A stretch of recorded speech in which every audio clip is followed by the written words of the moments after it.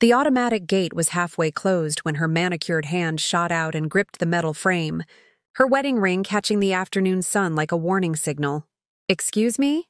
Claire Whitmore said, her voice dripping with that particular Georgia sweetness that masks venom.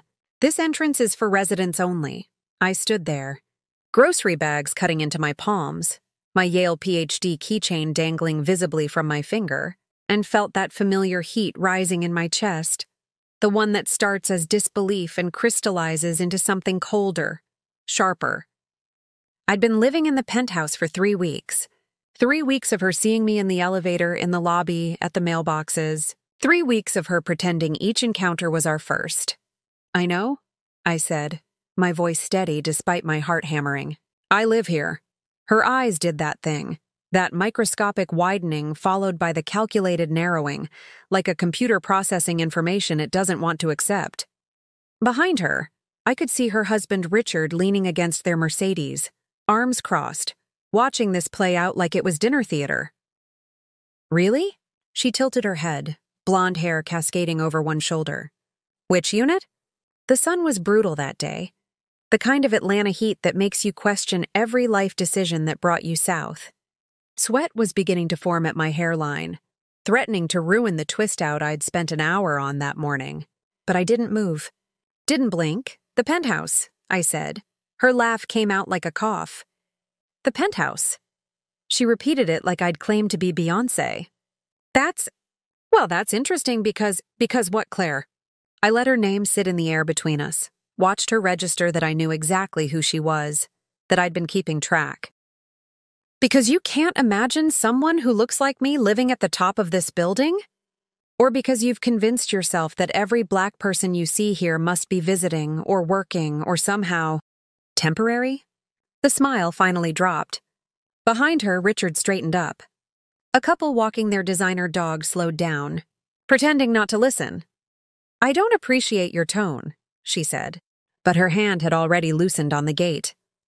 I stepped forward, close enough to smell her perfume, something expensive and French, close enough for her to see that I wasn't afraid, wasn't going to apologize, wasn't going anywhere. "And I don't appreciate being interrogated at my own home," I said softly. "But here we are." I pulled out my phone then, not to show her proof, I didn't owe her that, but to hit record. Because I'd learned something crucial growing up in the Bronx, fighting my way through predominantly white academic spaces, earning every inch of respect that should have been given freely. Document everything. Trust your gut, and never ever let them see you break.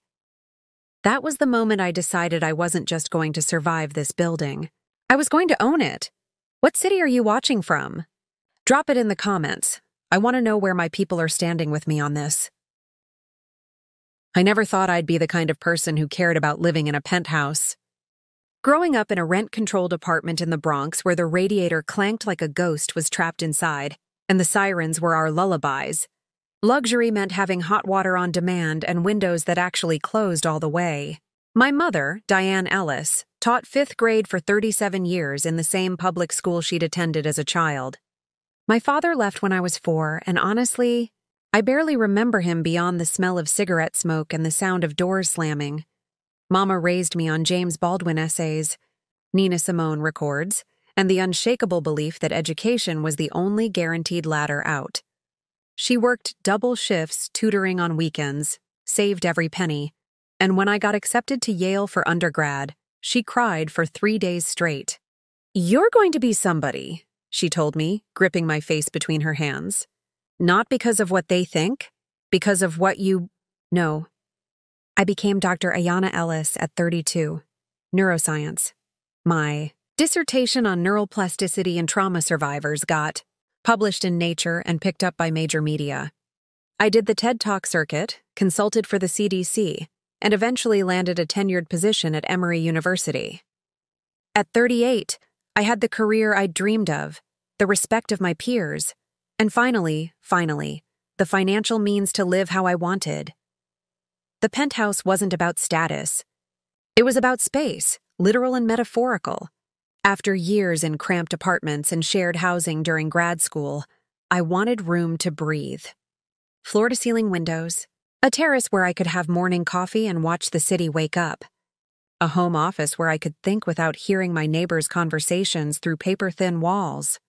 The Meridian Towers building in Buckhead seemed perfect.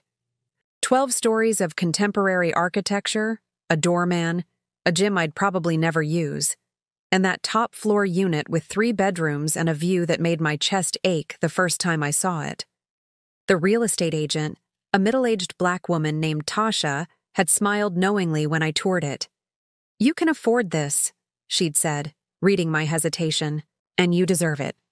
Don't let that voice in your head tell you different." Moving day was a Saturday in late August. The heat was oppressive, the kind that makes the air shimmer and stick to your skin like plastic wrap. I'd hired professional movers, another thing I had to remind myself I could do now, and supervised as they carried in my carefully curated furniture. My books, so many books they needed their own truck, my mother's vintage record player, and the framed photo of her at the March on Washington that I'd inherited when she passed 2 years ago. The doorman that day was an older white man named Gene, who seemed nice enough. He helped direct the movers, made small talk about the weather, and welcomed me to the building with what seemed like genuine warmth. I remember thinking, "See? You were worried for nothing. This is going to be fine." The first sign came that evening. I was unpacking in the kitchen, arranging my spice rack in alphabetical order because I'm that person, when I heard the elevator ding. I wasn't expecting anyone, but these were the kinds of buildings where neighbors sometimes stop by to introduce themselves with wine or cookies, right? I opened the door to find a white couple in their late 50s standing there, dressed like they'd just come from a country club. The woman, Claire, I'd learn later, had that perfect suburban armor, tennis bracelet, Tory Burch bag, teeth so white they looked almost blue. "Oh," she said, her hand flying to her chest like I'd startled her. "We thought, is the owner home?" I blinked. I was standing in my own doorway, in my own apartment, where I'd been unpacking my own belongings for the past 6 hours. "I am the owner," I said, keeping my voice pleasant. Her husband, Richard, stepped forward slightly. "You bought this unit? The penthouse?" There it was. That thing that happens where a simple statement becomes a question becomes an accusation. "You bought this? Really? How?" "I did," I said. "Just moved in today. I'm Dr. Ayana Ellis." I extended my hand. Claire's handshake was limp, brief. Richard's was firmer, but his eyes were already scanning past me into the apartment, like he was cataloging everything, taking inventory.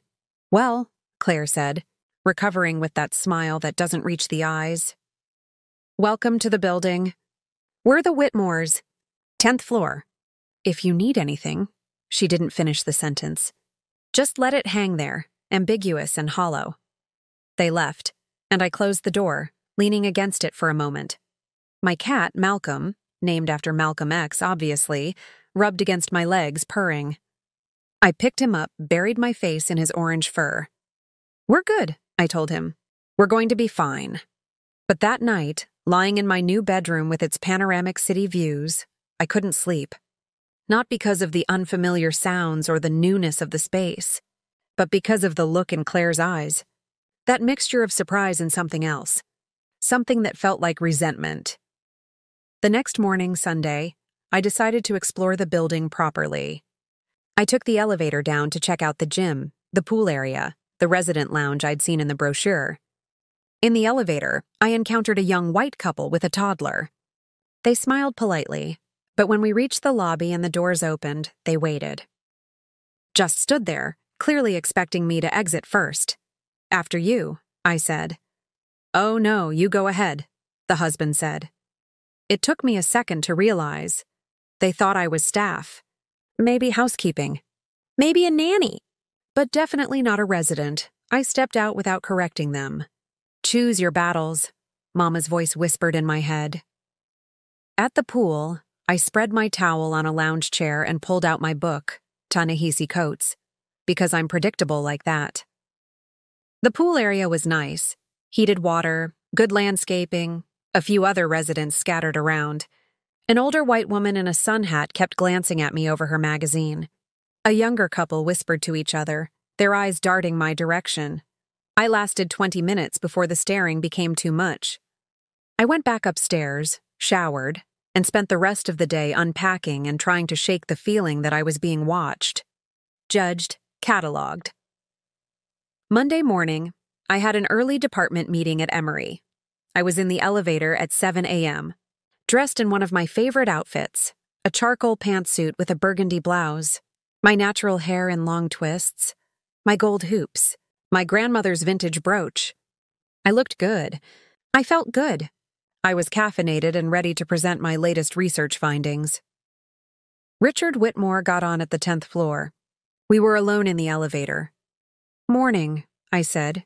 He nodded but didn't speak, just stood there, phone in hand, pointedly not looking at me. The silence was thick, awkward. By the time we reached the lobby, my jaw was clenched so hard my teeth hurt. That week set the pattern. Every elevator ride came with stairs or silence. Every trip to the mailroom meant turning around to find someone watching. At the gym on Tuesday morning, a woman asked me if I was new to the area, and when I said I lived in the building, her eyebrows shot up like I'd announced I was secretly royalty. "Which floor?" She pressed. "Top," I said, and watched her recalculate everything she'd assumed about me. Friday evening, I was coming home from the university, arms full of papers to grade and my laptop bag cutting into my shoulder. Gene wasn't at the door. There was a younger guy, maybe mid-20s, someone I hadn't seen before. "Can I help you?" he asked as I approached. "I live here," I said, shifting my bags. "Dr. Ellis, Penthouse." He looked uncertain, like he wanted to ask for ID but knew he shouldn't. Finally, he opened the door, but I could feel his eyes on my back as I crossed to the elevator. That night, I called my best friend Simone, who still lived in New York. "Girl, it's been 1 week," I told her. 1 week, and I already feel like I'm on trial. "What did you expect?" Simone asked, not unkindly. "You moved into a white building in Buckhead. You're living in a penthouse. They can't compute it." "But I earned this," I said, hating how defensive I sounded. "You know that." "I know that. Your CV knows that, but they look at you and see—" She paused, searching for words. "They see their prejudices, not your credentials." After we hung up, I stood on my terrace, looking out at Atlanta's skyline.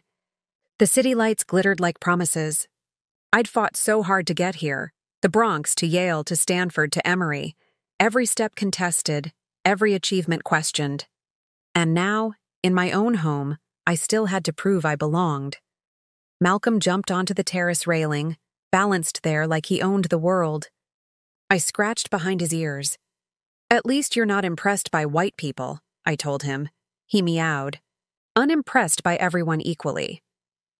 The first week ended with a building-wide email about maintaining community standards and respecting noise ordinances. I read it twice, confused because I'd been quiet as a church mouse. My music was never loud. I'd had no visitors except the cable guy. Malcolm was literally a cat, but the email felt pointed somehow. Like it was meant for me, I saved it. Filed it away in a folder I titled Documentation, because I knew, even then, that this was just the beginning. The first official complaint came on a Tuesday morning, delivered via email from the building management office at 8:47 a.m.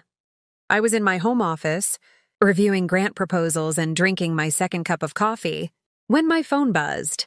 Subject, noise complaint, Unit 12A, Penthouse. Dear Dr. Ellis, we've received a complaint from a resident regarding excessive dog barking coming from your unit during evening hours. As per Building Regulations Section 4.2, pets must not create disturbances that affect other residents' peaceful enjoyment of their homes. Please address this matter promptly to avoid further action. Regards, Jennifer Martinez, Property Manager. I read it 3 times, certain I was missing something. Dog barking. From my unit, where I lived alone with Malcolm, a cat who spent 22 hours a day sleeping and the other 2 judging me silently while I fed him.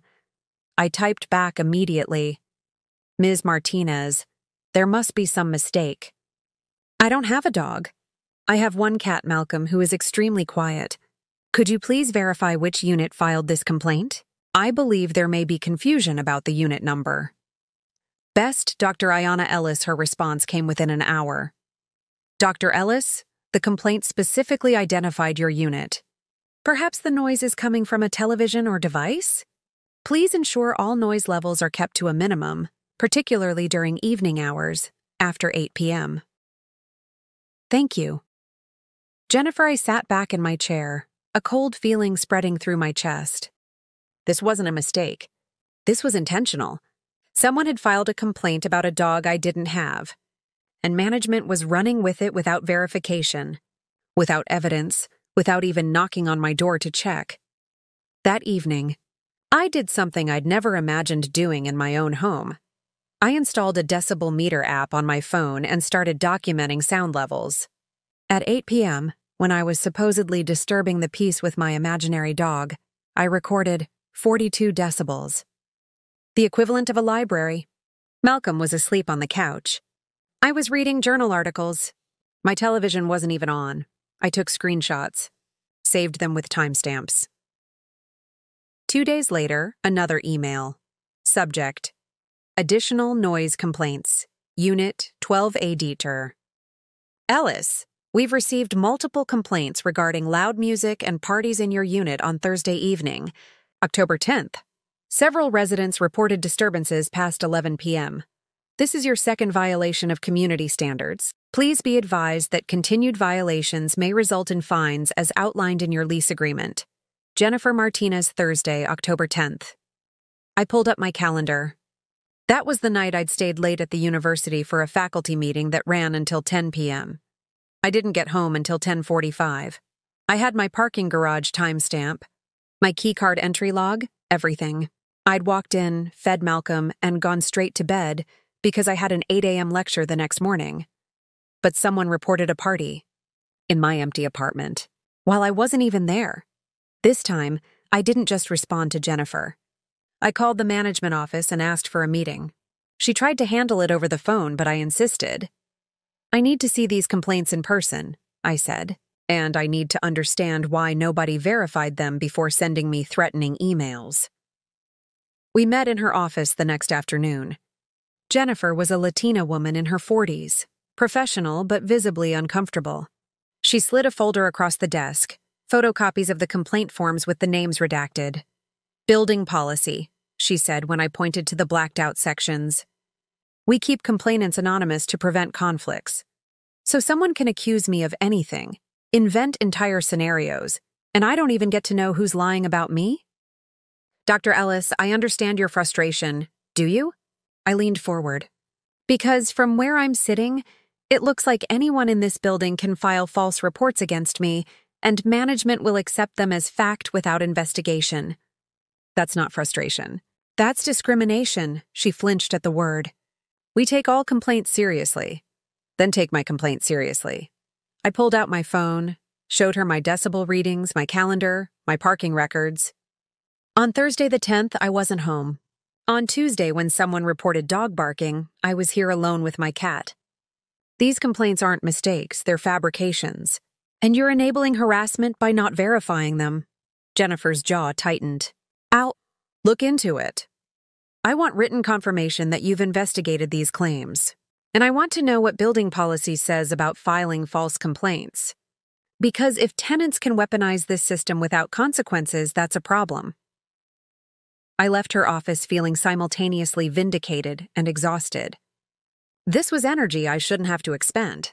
I was a tenured professor, a published researcher, a woman who'd testified before Congress about public health policy. And I was spending my afternoon defending myself against accusations of hosting parties with my cat. That weekend, I decided to install security cameras inside my apartment. Not for protection against break-ins, but to protect myself against lies. I set up 2 cameras, one covering the living room and kitchen, one covering the hallway to my bedroom, both with audio recording, both backed up to cloud storage with timestamps. If they wanted to claim I was disturbing the peace, I'd have footage proving otherwise. Sunday afternoon, I was on my terrace reading when I heard voices from the floor below. The Whitmore's terrace was directly beneath mine, and sound carried up through the space between buildings. I wasn't trying to eavesdrop, but Claire's voice was pitched high, annoyed. Don't understand why the board approved it. We have standards for a reason. Richard's response was quieter, but I caught, property values. Exactly. And now we have to deal with... She lowered her voice, and I couldn't make out the rest, but I didn't need to. I understood perfectly what they were dealing with. Me. My presence. My audacity to live above them. Monday morning brought another email. This one from a different address. Dr. Ellis, as residents of Unit 10B, we've noticed several irregularities regarding the Penthouse unit that concern us from a safety perspective. We'd like to schedule a time to discuss these with management and yourself present. Regards, Claire and Richard Whitmore, irregularities. Safety perspective. Code words, every one of them. I could translate, we don't think you should be here, and we're going to find any excuse to make your life difficult until you leave. I forwarded the email to Jennifer with a simple question. What irregularities? What safety concerns? Please provide specifics. Her response was maddeningly vague. The Whitmores have expressed some concerns about building modifications. We're looking into it. Building modifications. I'd changed nothing. I hadn't even hung all my pictures yet because I was still deciding on the arrangement. I'd replaced a shower head, the kind of thing any tenant does, but that was it. That evening, my doorbell rang. I checked the camera, yes, I'd installed one of those too, and saw Jennifer standing there with a man in a suit I didn't recognize. Dr. Ellis, Jennifer said when I opened the door. This is Mark Chen from the building's board of directors. We need to do a quick inspection based on the concerns that were raised. What concerns? I didn't move from the doorway. There are questions about whether modifications were made without proper approval, Mark said, his tone apologetic but firm. I changed a shower head. That's it. We still need to verify. No. I kept my voice calm, but let steel enter it. You don't get to invade my privacy based on vague accusations from anonymous complainants. If someone alleges I've violated my lease, show me the specific clause, provide evidence of the violation, and schedule an inspection at a mutually agreed-upon time. You don't show up at my door at 7 p.m. demanding entry. Mark looked uncomfortable. Jennifer looked shocked. They weren't used to pushback, I realized. Most residents probably just complied, let them in, accepted their authority without question. Dr. Ellis, Jennifer started. We're just trying to document everything, I said. That's what I'd recommend. Because I am. Every email, every complaint, every interaction. And if this continues, my attorney will find it very interesting that I'm the only resident receiving this level of scrutiny. I closed the door before they could respond. Then I leaned against it, heart pounding, hands shaking. Malcolm wound between my legs, purring. I know, I told him. That was either really brave or really stupid. My phone rang 20 minutes later. Simone, I just needed to hear your voice, I said when I answered. What happened? I told her everything. The emails, the fake complaints, the attempted inspection. Ayana, she said when I finished, her voice serious in a way that meant she was worried. You need to be careful. These people are trying to build a case against you. I know. No, I mean, they're documenting too. All these complaints? They're creating a paper trail to justify eviction or fines or making your life so miserable you leave voluntarily. I'm not leaving. I know you're not.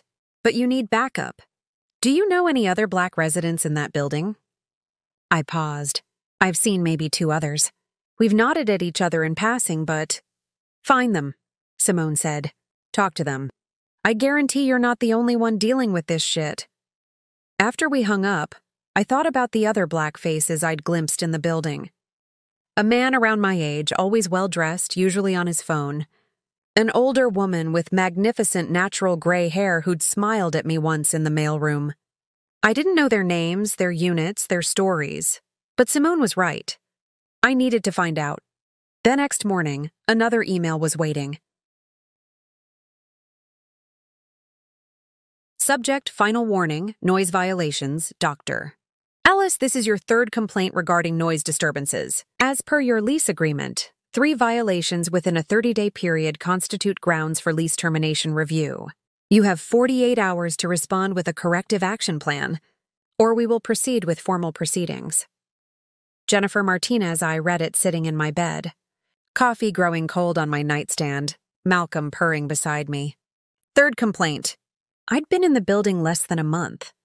The noise disturbances they referenced were fabrications. Dog barking I couldn't produce, parties I hadn't hosted, music I hadn't played. They were trying to evict me. Not directly, not overtly, but through death by 1,000 paper cuts. Complaint after complaint, building a case that I was a problem tenant, creating documentation that would justify forcing me out. I opened my laptop and created a new folder, Legal Documentation. I started compiling everything, the emails, my calendar records, my decibel readings, my security camera footage, receipts showing I'd been off-site when parties were supposedly happening. Every screenshot dated and time-stamped. Every piece of evidence organized and backed up. Then I did something I'd been avoiding because it felt like admitting defeat. I called a lawyer, not just any lawyer. I called Marcus Webb, a civil rights attorney I'd met at an Emory fundraiser the previous year. We'd talked for 20 minutes about systemic racism in housing, and he'd given me his card with a smile. Hope you never need me, but if you do... His assistant patched me through within minutes. Dr. Ellis, Marcus said warmly. I remember you, the neuroscientist with the wicked sense of humor. What can I do for you? I need advice, I said. Possibly representation. I'm being harassed in my own building, and I think it's racial. Tell me everything. I did. Every detail. When I finished, there was a long silence. How long have you been documenting? He asked. Since the first email? I have everything. Good. That's very good. He paused. Dr. Ellis, what you're describing is textbook housing discrimination and harassment. The question is, what do you want to do about it? I want to stay in my home, I said immediately. And I want them to face consequences for trying to push me out. Then we build a case. Keep documenting. Don't respond to any more complaints without running them by me first. And Ayana, yes? You're going to win this. I promise you that. After we hung up, I felt something I hadn't felt in weeks. Hope. And beneath it, something sharper. Something that tasted like anger refined into purpose. They wanted me gone. Too bad, I wasn't going anywhere. The community autumn gathering was announced via a cheerful email blast with a stock photo of people clinking wine glasses and laughing. Join your neighbors for an evening of connection and community. It proclaimed, promising artisanal cheese plates, a local wine vendor, and the opportunity to strengthen the bonds that make the Meridian Towers more than just a building, a home. I almost didn't go.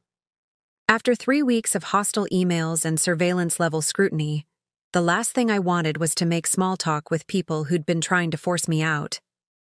But Simone's advice echoed in my head. Find the other Black residents. And Marcus Webb had been clear. Show up. Be visible. Don't let them erase you.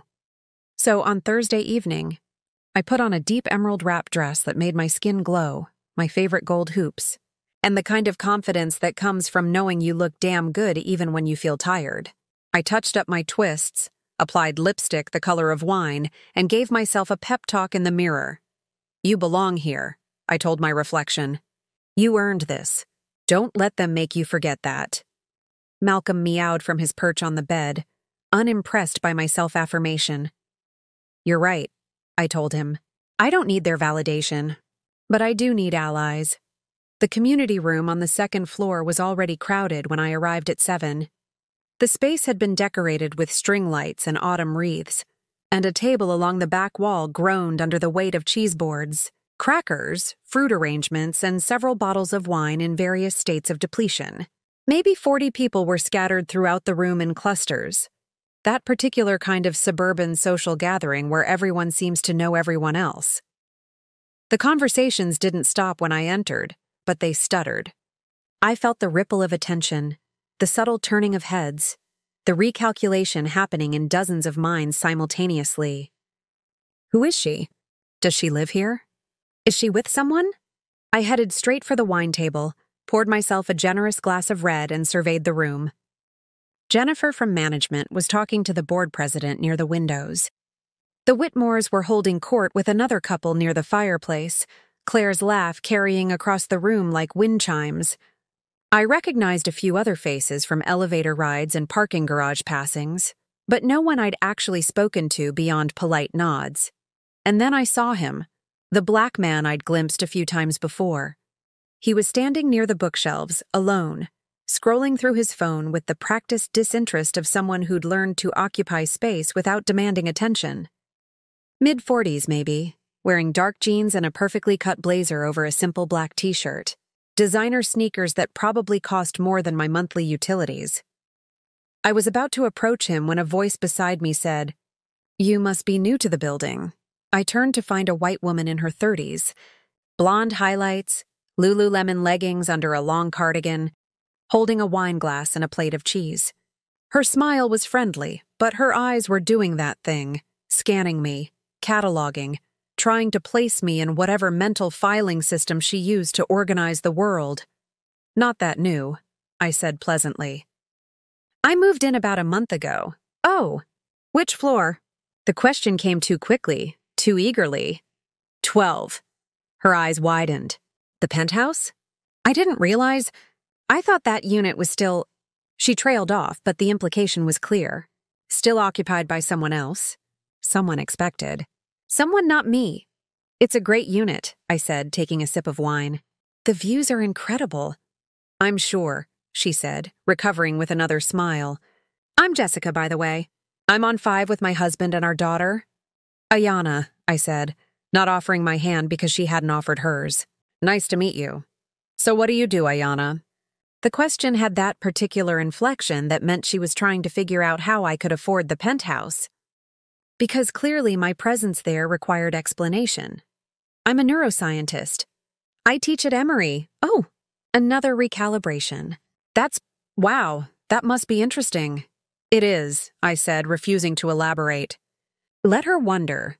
Let her marinate in her own discomfort. An awkward silence stretched between us.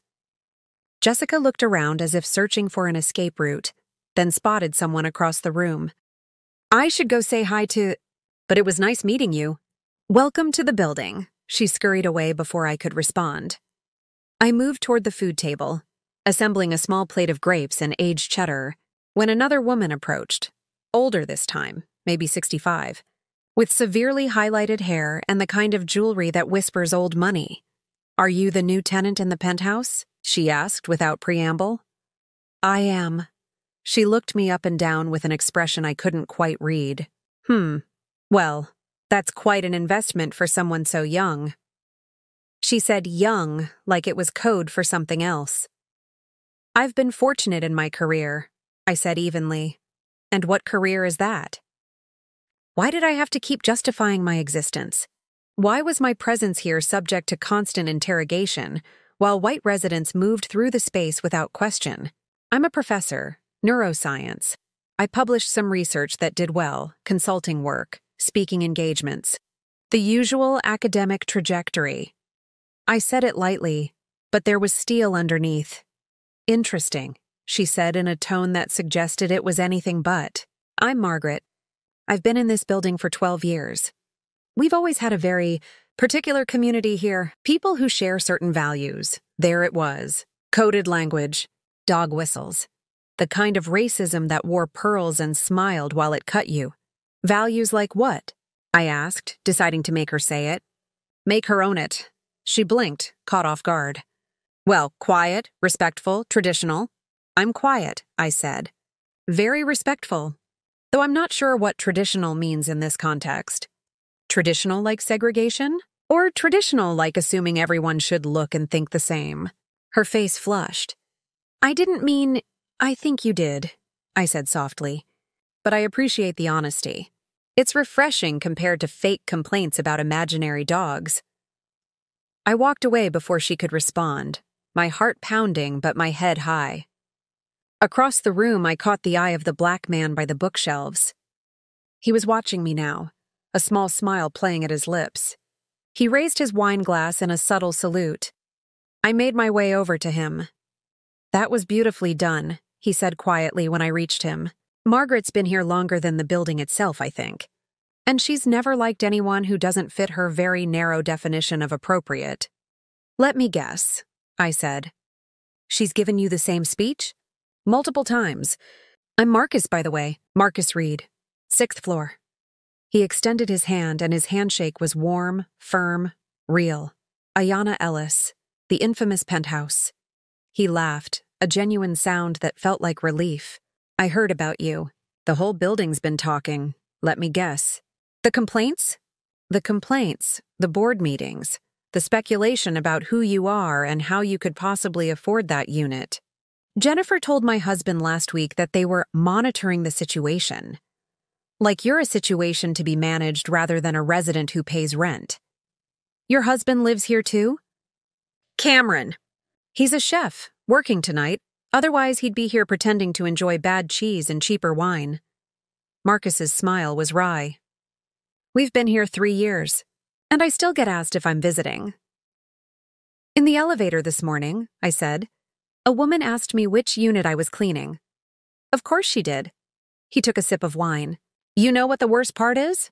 It's not even the overt stuff. It's the constant low-grade hostility, the way conversations stop when you enter a room, the way your packages go missing more often than everyone else's, the assumption that you're temporary, that you don't really belong, that sooner or later you'll leave and things will go back to normal. Have you documented it? I asked. He studied me for a moment. You're building a case. I have a lawyer. Good. He glanced around the room, then leaned in slightly. There's someone else you should meet. Patrice Johnson, 3rd floor. She's been here longer than anyone except Margaret, and she doesn't take shit from anybody. Ex-judge, civil rights work, the whole 9 yards. She usually doesn't come to these things, but... He nodded toward the entrance. I turned to see an older black woman entering the community room. She was striking. Natural gray hair and a short, elegant afro, wearing a burnt orange caftan and a statement necklace that looked like it weighed 5 pounds. She moved through the space with the kind of authority that made people step aside without even realizing they were doing it. Her eyes swept the room and landed on Marcus and me.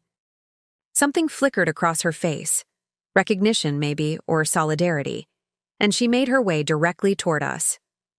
Marcus, she said, her voice deep and warm. I see you've met our newest resident, Dr. Ayana Ellis, I said, extending my hand. Though I have a feeling you already know that. Her handshake was powerful, her gaze direct. Patrice Johnson, and yes, I know exactly who you are. The building's been buzzing about the black woman in the penthouse who had the audacity to exist. She said it loud enough that a few nearby conversations faltered. Patrice, Marcus said with affection and slight warning. What? I'm old. I've earned the right to say what everyone else is thinking. She turned back to me. I've seen the emails they're sending you. I'm on the board. I voted against the harassment campaign they're calling Resident Concerns. You voted against it? I felt something loosen in my chest. I was outvoted 6-1. Her expression hardened. They want you gone, Dr. Ellis. Not because you're loud or disruptive or any of the nonsense they're claiming, but because you're living in the best unit in the building and they can't accept that someone who looks like us deserves to be at the top. Around us, I could feel people listening even as they pretended not to. Claire Whitmore had stopped mid-conversation, her head tilted slightly in our direction. I'm not leaving, I said clearly. I didn't think you would, Patrice said with satisfaction. You have that look. The one that says you fought too hard to get here to let mediocre people push you out. I grew up in the Bronx, I said. My mother worked 3 jobs to put me through school. I earned my PhD from Yale. I've testified before Congress. I'm not intimidated by people who think their whiteness is qualification enough. Good, Patrice said. Because they're going to escalate. They always do when their first tactics don't work. The complaints will get more absurd. They'll try to fine you for violations you didn't commit. They'll make your life as difficult as possible, hoping you'll decide it's not worth the fight. What did they do to you? I asked. Her smile was bitter.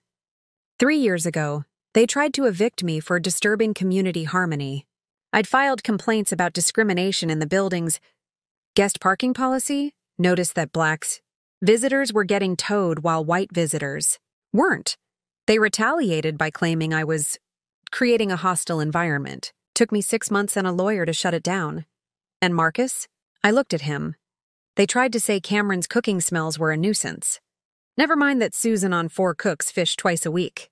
Never mind that the Johnstons grill on their terrace every weekend. But somehow curry and jerk seasoning were offensive odors that violated community standards. His jaw tightened at the memory. We stood there, the 3 of us, an island of melanin in a sea of whiteness, and I felt something I hadn't felt since moving in. Not alone. So what do we do? I asked. Patrice's smile was sharp. We document everything. We support each other, and when the time comes, we make sure the whole building knows exactly what's been happening here. I have a lawyer, I said. Civil rights attorney.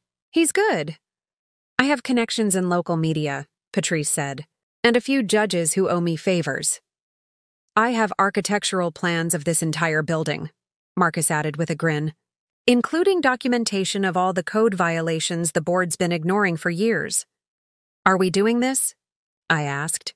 Really doing this? Patrice placed her hand on my shoulder. Dr. Ellis, they already did this when they decided you didn't belong. We're just making sure there are consequences. Across the room, Claire Whitmore was staring at us now, not even pretending to be subtle. Her face was tight, her wine glass clutched like a weapon. I met her gaze and smiled, not the polite, deferential smile I'd been giving people for weeks. A real smile. The kind that said, I see you. I know exactly what you're doing. And I'm not afraid. She looked away first. There's something you should know, Marcus said quietly. The reason they're so threatened by you specifically? The previous owner of your unit was on the board. He sold because he was moving to California, but everyone assumed the next owner would be someone like him, someone they could control. Someone white, I said. Someone white, he confirmed, and someone who wouldn't ask questions or push back or demand to be treated with basic respect. You're their worst nightmare. Successful, educated, articulate, and unwilling to disappear quietly. Good, I said. Because I'm done being quiet. We talked for another hour about our experiences, our strategies, our determination not to let this building break us. Patrice told stories of the civil rights movement, of fights she'd been part of the long history of Black people having to fight for space that should have been freely given.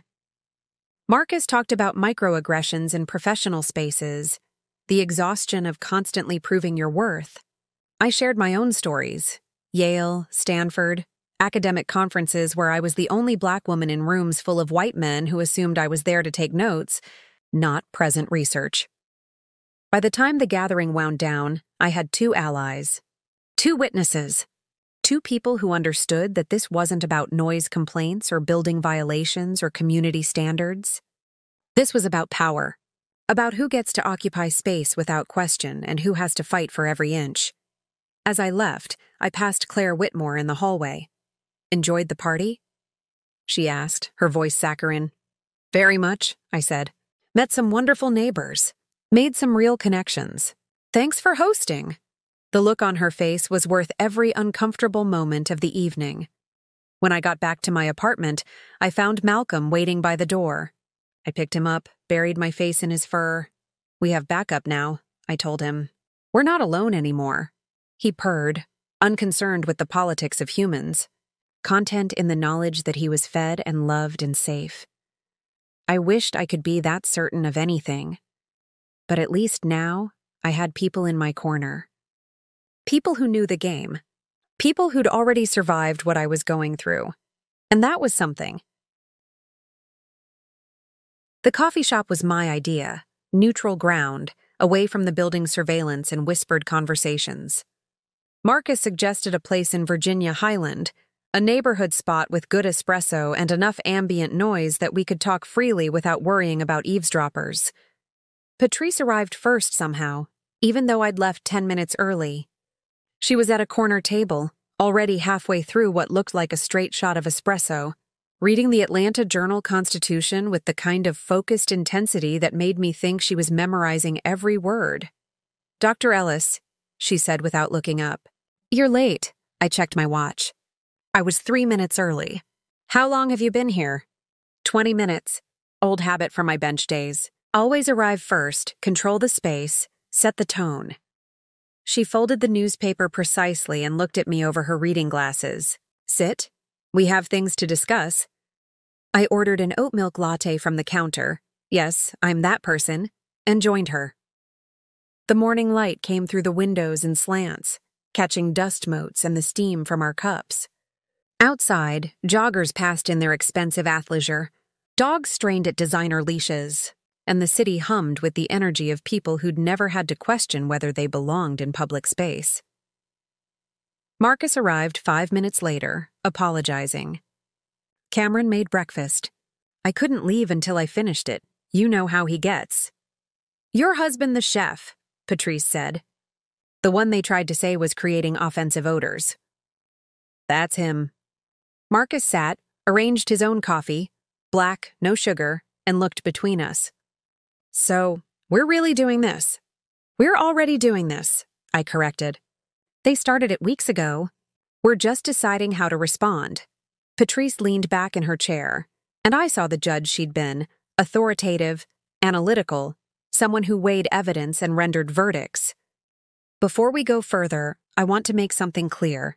What we're discussing isn't just about individual discomfort or hurt feelings. This is about a pattern of discriminatory behavior that's been happening in that building for years. I've watched it, documented some of it, but I've been strategic about when and how to push back." "Why not push back sooner?" I asked, not accusatory, just curious. Because I'm 70 years old, I own my unit outright, and I'm judgment-proof. They can't touch me financially or legally without it becoming a very public mess. But you two? She looked between Marcus and me. "You're renters. They can non-renew your leases. They can make the cost of staying higher than the cost of leaving. That's their game, making it too expensive, too exhausting, too soul-crushing to fight." Marcus nodded slowly. "When we moved in, I told Cameron we should just keep our heads down. Be the model minorities. Prove we belonged through perfect behavior." His laugh was hollow. "As if that ever works. As if there's any level of perfection that makes them stop seeing your skin first." "What changed?" I asked. "You," he said simply. "You showed up, moved into the penthouse, not asking permission, not apologizing, just existing. And they lost their minds. The emails started immediately. The board meetings. Claire Whitmore has brought you up at 3 consecutive meetings, always with this barely concealed rage that someone like you is living above her. Literally above her. I process this. She's mentioned me by name? Never by name. Always concerns about the penthouse tenant or reports of disturbances from the top floor. But everyone knows who she means. And Jennifer from management has been all too happy to play along." Patrice tapped her fingers on the table, a rhythmic sound that felt like a countdown. "Here's what you need to understand about the Meridian Towers. It was built in 2010, during the recession. The developers marketed it as exclusive and selective, code words for keeping certain people out. They couldn't be explicitly discriminatory, of course, Fair Housing Act and all that.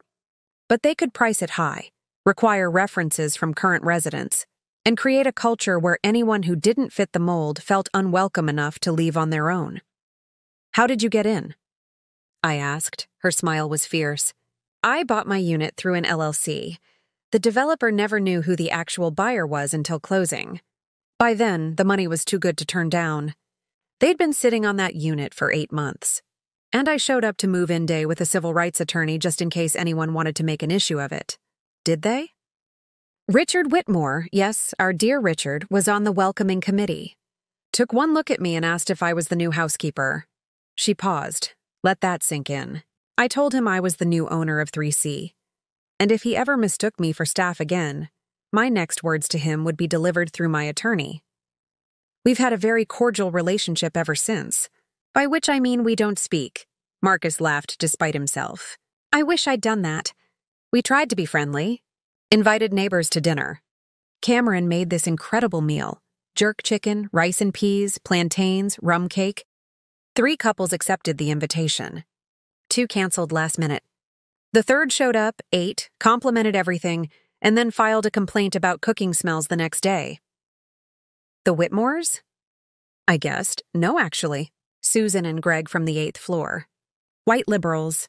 The kind who have Black Lives Matter signs but call the cops on black teenagers walking through the neighborhood. In some ways, they're worse than the overt bigots. At least with someone like Claire, you know where you stand. I thought about my own experiences. The white colleagues who'd praised my research publicly but questioned my qualifications privately, the conference organizers who put me on diversity panels but never the main stage, the well-meaning white women who touched my hair without asking and called it appreciation. Racism wrapped in politeness was still racism. Sometimes it was harder to fight because it came with a smile. So what's the plan? I asked. We can't just sit around comparing trauma stories. What's our actual strategy? Patrice pulled out a tablet, because of course she had a tablet, and opened a document. I've been keeping notes. Every incident involving a black resident in that building for the past 3 years. Marcus and Cameron's situation. A couple who lived on 7 for 6 months before moving out. They were accused of throwing parties every weekend when they were actually visiting Cameron's sick mother in Savannah. A woman on 9 who got her lease non-renewed after complaining about racial slurs in the parking garage. How many people? I asked. 8 black individuals or couples in 3 years. Average length of residency, 11 months. Current black residents, the 3 of us. Out of 72 units, the numbers were damning. Marcus looked sick. I didn't realize it was that many. Because they isolate us, Patrice said. That's part of the strategy. Keep us separate. Make us think we're alone. Convince us the problem is individual rather than systemic. But when you aggregate the data, the pattern is undeniable. I thought about my own documentation. The false complaints, the attempted inspections, the hostile emails. I've been saving everything: calendar records, security footage, decibel readings, correspondence. My attorney says it's a strong case for harassment and discrimination. Good. But here's what we need to think about. Patrice looked at each of us in turn. Going legal means going public. Once you file, it's on record. Media might pick it up. Your name gets attached to this. For you, Dr. Ellis, that means potential professional ramifications. You're at a prestigious university. Some people won't like that you're making trouble or playing the race card. Let them not like it, I said. I didn't get where I am by worrying about making white people comfortable. Fair enough. Marcus? He was quiet for a moment, staring into his coffee. Cameron's worried. His restaurant is starting to get recognition, Michelin consideration, the whole thing. He's afraid association with a discrimination case might hurt his business. You know how it is. Black excellence is only celebrated when it's quiet and grateful. The moment you demand equity, suddenly you're difficult. I understand that fear, Patrice said gently, but I also know that silence is its own cost. How much longer can you live in a place where your home isn't actually home? Where every elevator ride is an interrogation and every neighbor interaction is a test you didn't study for? What about you? I asked Patrice. What do you get out of this? You said yourself you're judgment-proof. You could just ride this out until you decide to move on your own terms. Her expression hardened in a way that made me see the judge again, the woman who'd spent decades in courtrooms fighting for justice. I'm 70 years old. I marched with John Lewis. I was in Selma. I've spent my entire life fighting for spaces that black people shouldn't have to fight for. And I'll be damned if I spend my retirement watching the same patterns play out in my own building without doing something about it. She leaned forward, and her voice took on an intensity that made the air feel electric. Do you know what they took from us? Not just in that building, but everywhere? The right to exist without justification. The right to occupy space without having to prove we deserve it. The right to be mediocre, unremarkable, ordinary, and still be treated with basic human dignity. They took that. And they keep taking it. Every time they question where we live, how we afford it, whether we really belong. Every time they file false complaints or deny our humanity or make us shrink ourselves to fit their comfort. That's what's at stake here. not just 3 apartments in a building in Atlanta. But the principle that we get to exist on our own terms. The coffee shop noise faded. Marcus had tears in his eyes. I felt something breaking open in my chest.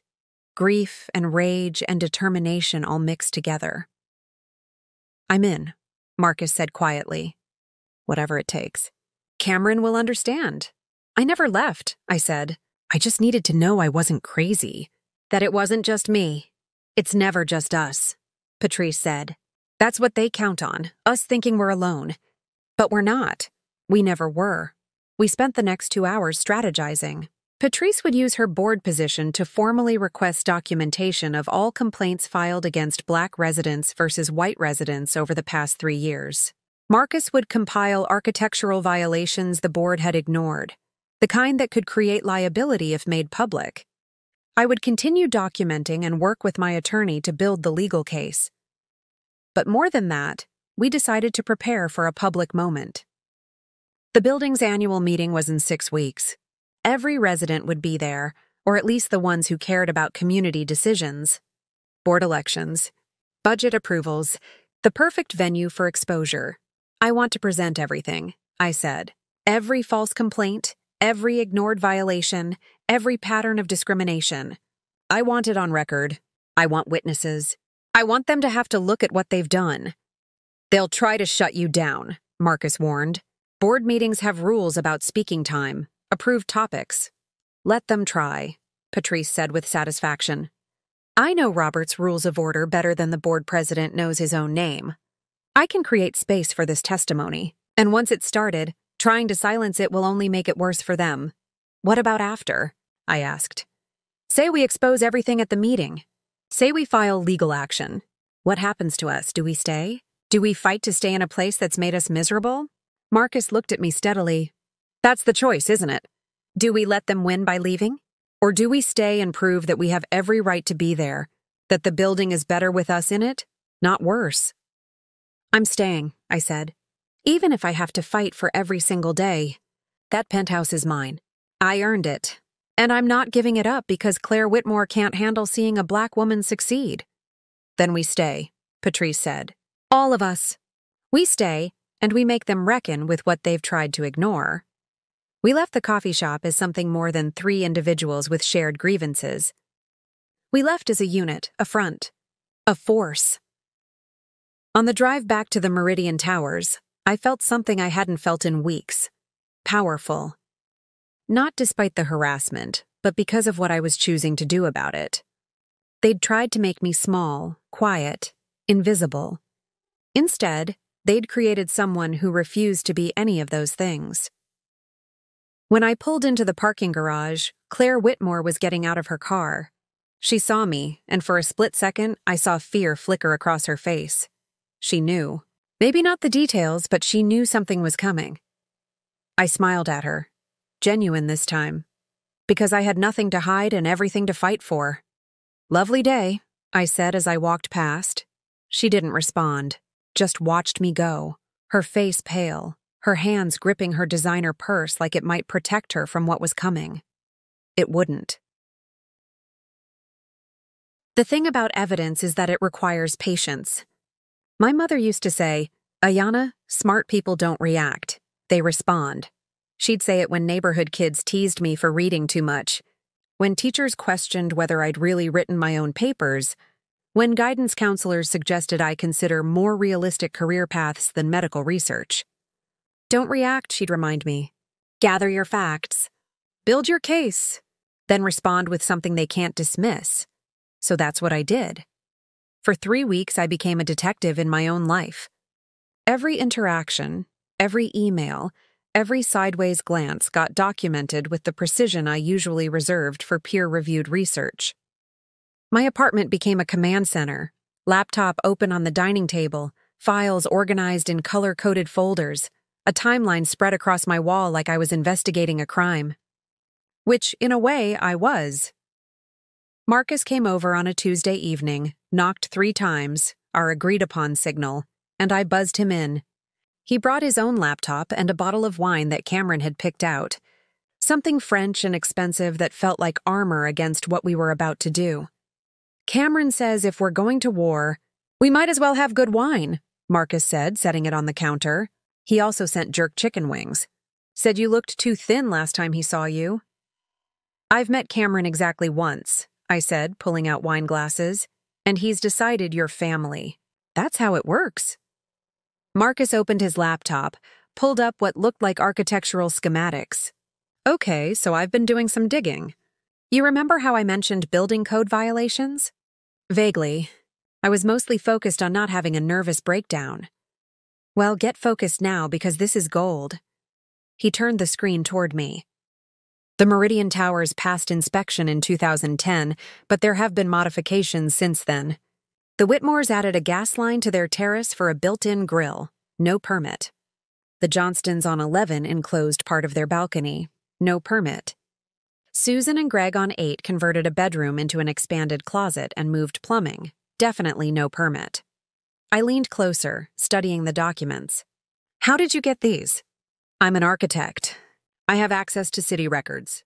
And I may have had drinks with a friend who works in the permits office. His smile was wicked. The point is, all these modifications required board approval and city permits. None of them got either. But somehow, when Cameron wanted to install a pot filler in our kitchen, a completely legal, minor modification, we got denied by the board for potential impacts on building infrastructure. Let me guess. The Whitmores are on the board. Claire's been on it for 6 years. Richard joined last year. Marcus pulled up another document. And here's the really interesting part. 3 years ago, when that couple on 7 wanted to install a security system because someone kept leaving racist notes on their door, the board denied their request, citing aesthetic concerns. But the Cunninghams on 9 have a full smart home system with external cameras that they installed without asking anyone. White couple? The whitest. They have a golden retriever named Chesapeake and season tickets to the symphony. I poured us both wine, my mind already working through the implications. So we have a pattern. Black residents get scrutinized, denied, and eventually pushed out. White residents do whatever they want, no questions asked. Exactly. And it's all documented, city records, board meeting minutes, email chains. Patrice has been collecting some of this too from her position on the board, but she couldn't access everything without raising suspicion. Between the 3 of us, we have a complete picture. We worked for hours, cross-referencing dates and incidents. My false noise complaints corresponded with board meetings where Claire was present.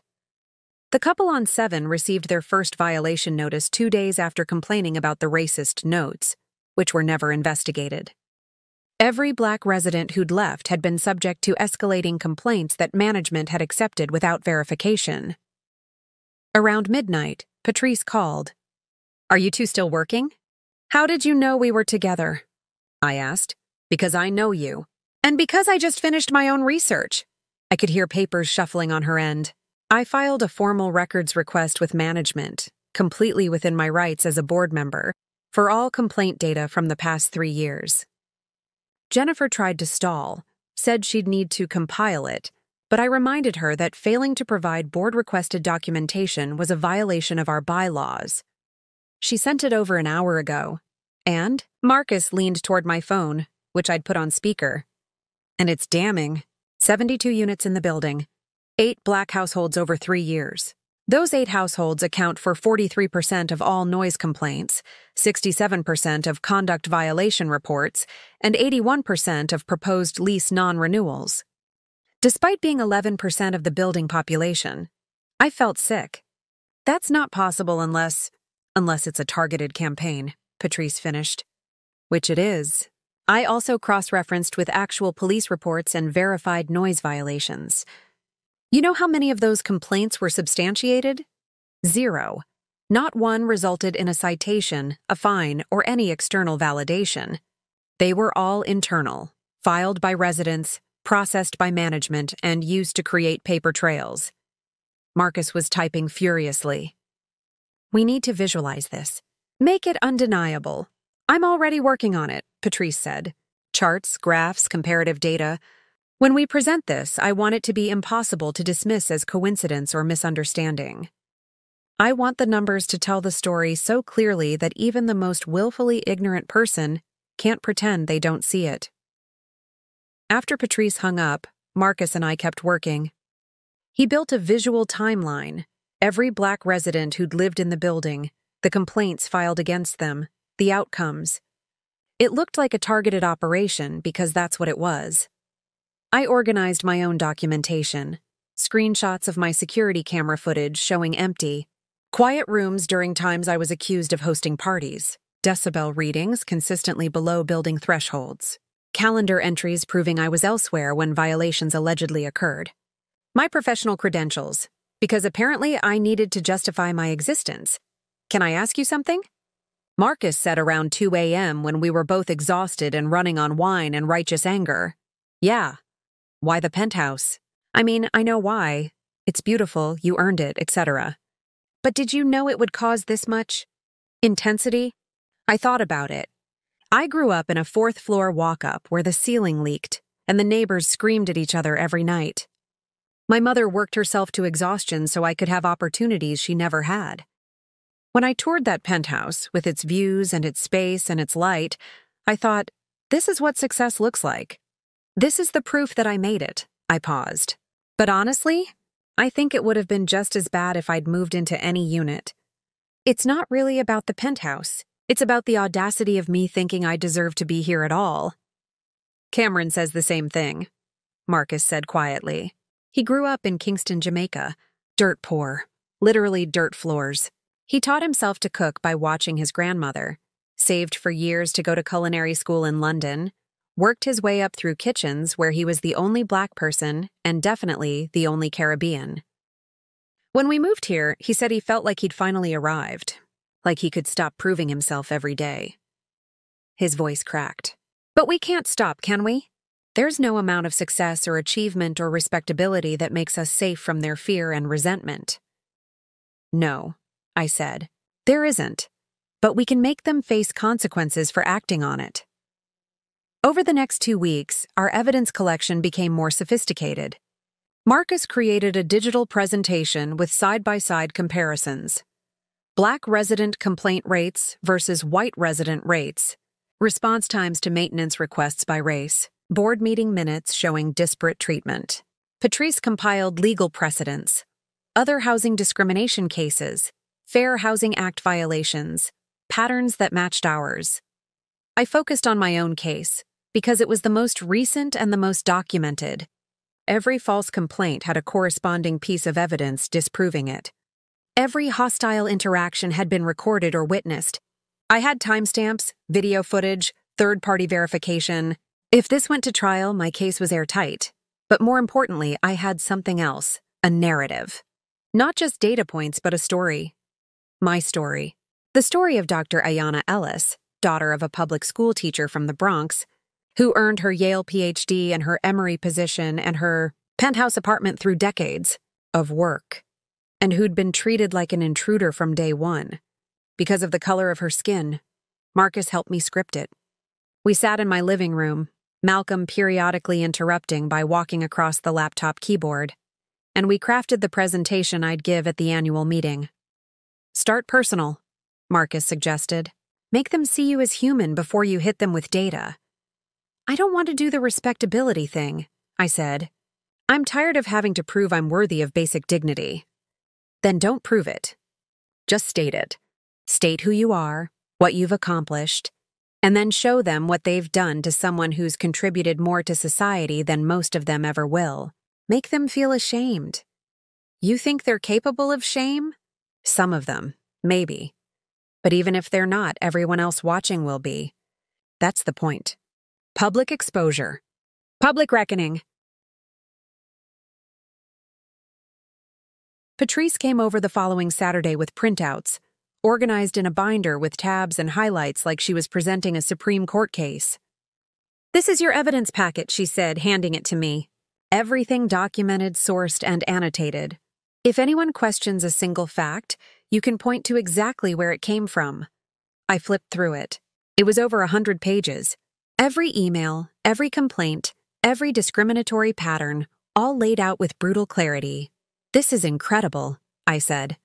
This is justice, she corrected, or at least the groundwork for it. Now we need to talk strategy for the actual meeting. We gathered around my dining table, the three of us, unified in purpose. Patrice laid out the meeting agenda. Annual meetings follow a strict format. Welcome, President's Report, Financial Overview, then Open Forum. That's where you come in. I'll make a motion to extend the open forum to allow for a special presentation regarding resident concerns in building climate. It'll pass because they won't know what's coming. And if they try to shut me down, I asked, they'll try. But once you start, stopping you becomes its own problem. They'd have to physically remove you, which would be optic suicide. Plus, I'll be recording everything. Multiple angles. If they suppress your testimony, that becomes part of the story. Who else knows? Marcus asked. No one, Patrice said firmly. The element of surprise is crucial. If they know what's coming, they'll prepare defenses, plant questions, control the narrative. This way, they're caught flat-footed. They have to respond in real time, on camera, with witnesses. My phone buzzed. An email from Jennifer Martinez. Dr. Ellis, we need to schedule an inspection of your unit regarding reports of unauthorized modifications. Please provide 3 available dates within the next week.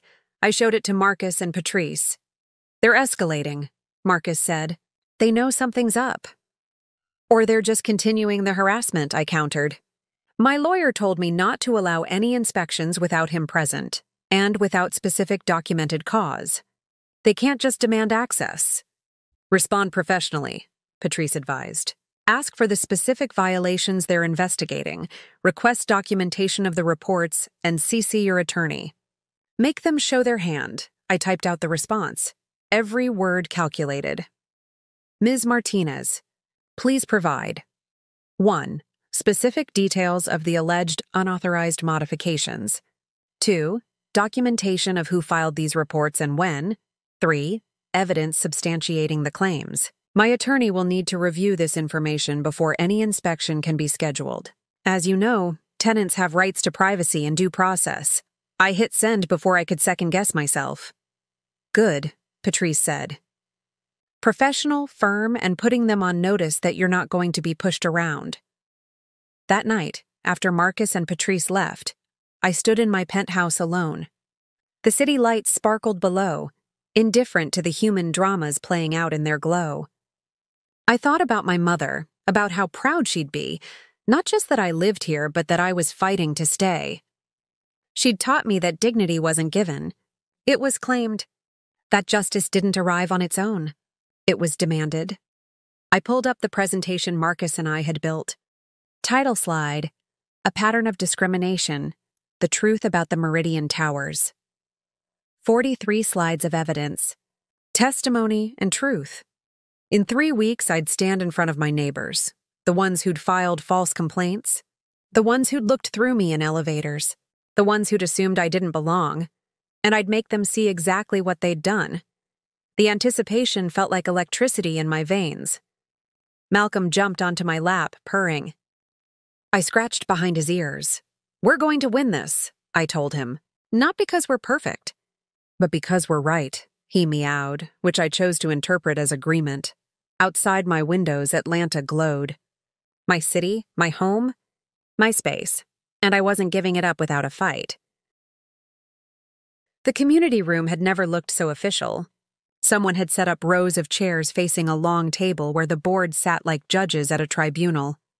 Name placards, water pitchers, a microphone, the whole performance of democratic process.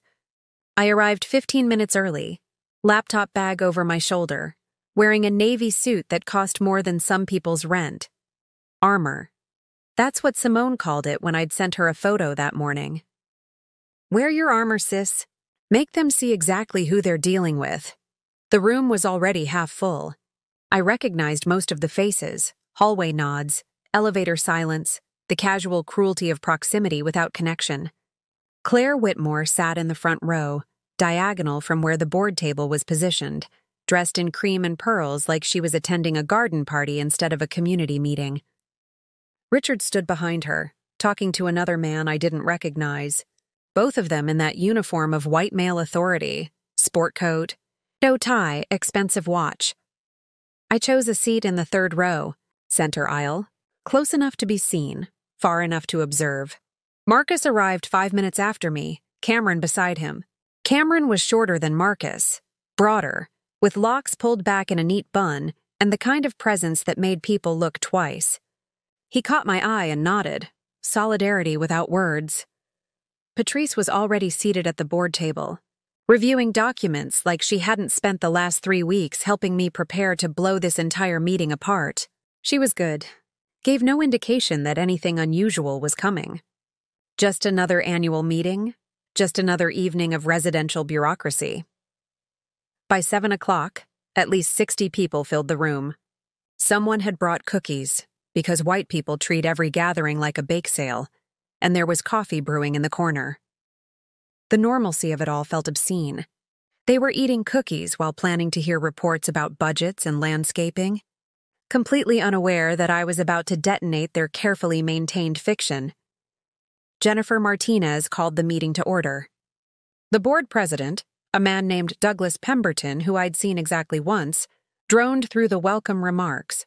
White hair, red face, the kind of guy who probably wore khakis to his own wedding. He talked about community values and maintaining our standards, and the privilege of living in such a wonderful building. Privilege. The word sat wrong in my mouth.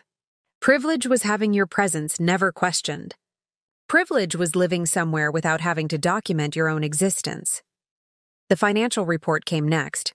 Numbers on a screen, maintenance costs, reserve funds, proposed fee increases. A few residents asked questions about landscaping budgets and parking lot resurfacing, mundane concerns of people who'd never had to worry about whether they'd be allowed to stay. Then came the open forum. Douglas checked his notes. Before we open the floor to general resident concerns, Board Member Johnson has a motion. Patrice stood, and I saw the shift in her posture, from observer to advocate. From passive board member to the civil rights attorney she'd been for 40 years. Mr. President, I move that we extend the open forum period to allow for a comprehensive presentation regarding resident concerns and building climate. This presentation addresses matters of community standards, complaint procedures, and equitable treatment, all issues that directly impact our building's integrity and our responsibilities under fair housing law. A murmur rippled through the room. Douglas looked uncomfortable. What kind of presentation? One that I believe every resident deserves to hear. Dr. Ayana Ellis will be presenting data and personal testimony that are directly relevant to how this building operates and how we treat our neighbors. Claire's head snapped toward me. I watched her process it, the recognition, the calculation, the flash of something that looked like fear. I'm not sure this is appropriate for... Douglas started. Point of order. Patrice interrupted smoothly. Our bylaws state that the open forum allows residents to raise any matter of community concern. Dr. Ellis has documented concerns that meet that threshold. Preventing her from speaking would be a violation of our own governance documents and potentially create liability for the board. Liability. The magic word. I could see Douglas doing the math. Suppress this and risk legal exposure, or allow it and risk. What, the truth? How long is this presentation? He asked. Approximately 20 minutes, I said, standing. My voice was steady, louder than I felt. And I have documentation to support every claim I'll make. I object, Claire said, twisting in her seat.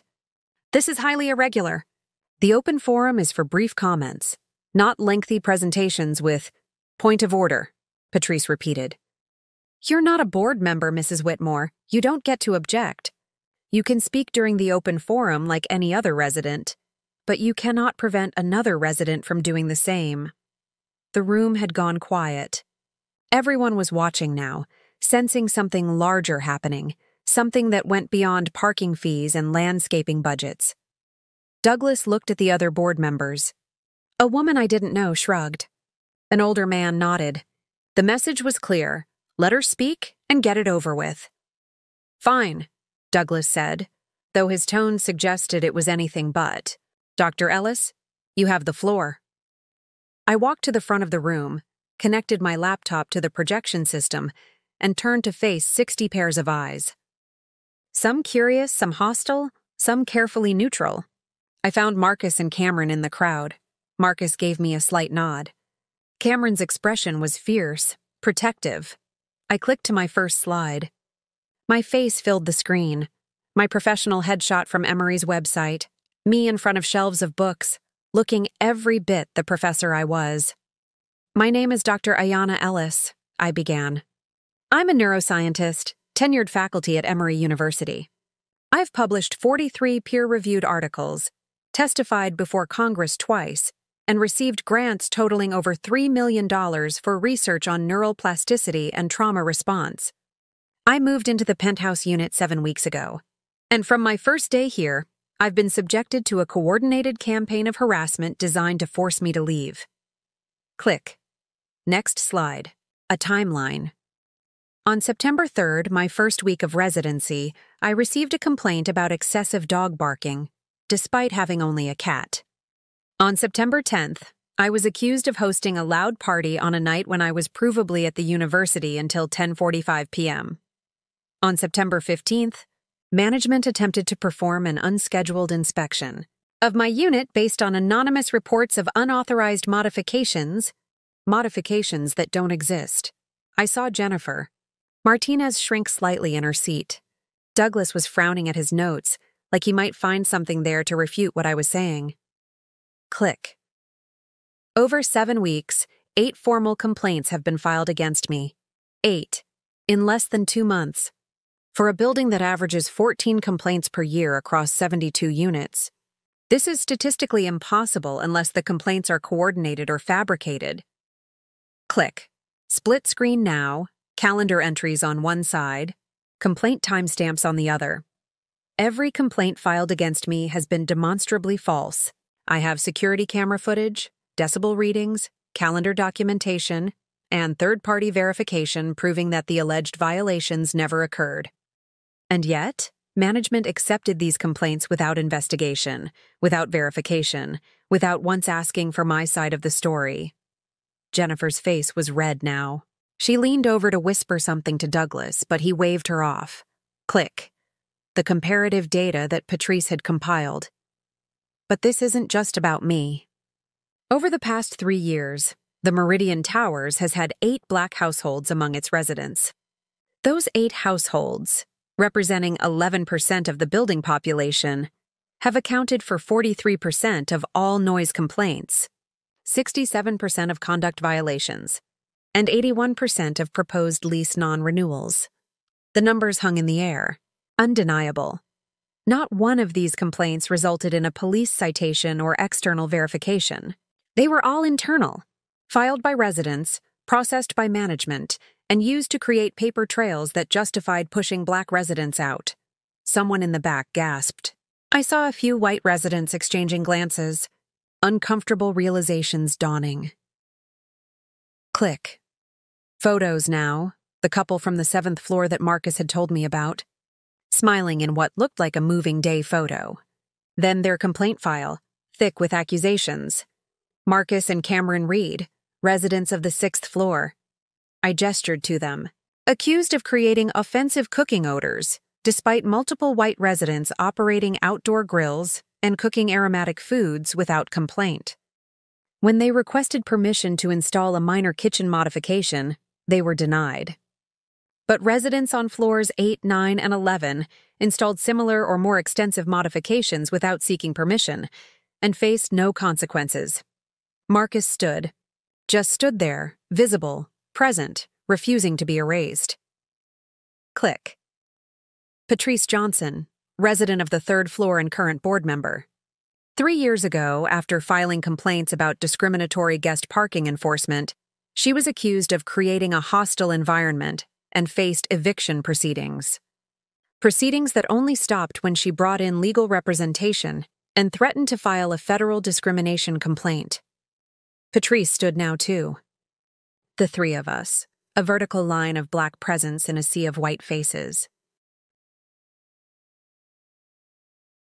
So let me be clear about what's happening in this building, I said, and my voice was steel now, sharp and uncompromising. This is not about noise. It's not about community standards or building regulations or any of the polite language being used to disguise what this actually is. A systematic campaign to exclude Black residents from this space. To make our lives so difficult, so exhausting, so perpetually under scrutiny that we eventually leave. And then you can congratulate yourselves on maintaining standards while never acknowledging the racism that defines what those standards actually mean. This is outrageous, Claire said, standing. You can't just throw around accusations of racism because what? I turned to face her directly. Because I have documentation? Because the numbers don't lie? Or because hearing the truth out loud makes you uncomfortable, Mrs. Whitmore? I have never, she sputtered. My husband and I have never. You filed 3 of the 8 complaints against me, I said. I have the complaint forms. Management is required to keep records. Your name appears 3 times, claiming noise disturbances during times when I wasn't home, or when I have camera footage proving my apartment was silent. Claire's face went white. Richard stepped forward.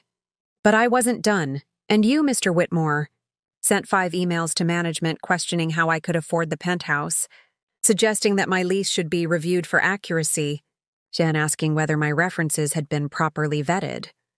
All within my first 3 weeks of residency. That's, Richard started, but he had no defense. The truth was the truth. Click, final slide.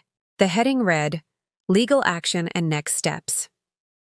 I filed a formal complaint with the Department of Housing and Urban Development, I said.